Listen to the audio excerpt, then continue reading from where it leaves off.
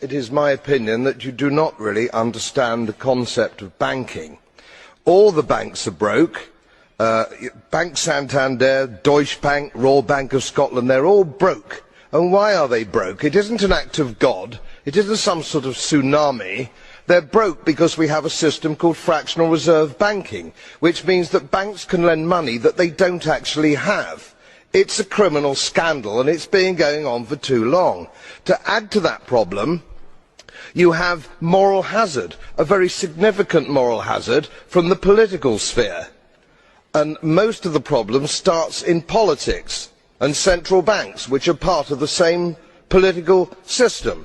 We have counterfeiting, sometimes called quantitative easing, but counterfeiting by any other name. The artificial printing of money, which if any ordinary person did, they'd go to prison for a very long time.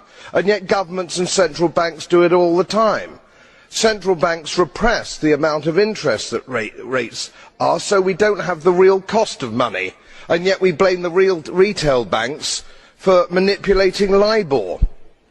The sheer effrontery of this is quite astonishing. It's central banks that manipulate interest rates, Commissioner.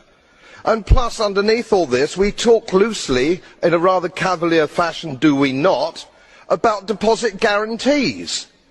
So when banks go broke through their own incompetence and chicanery, the taxpayer picks up the tab.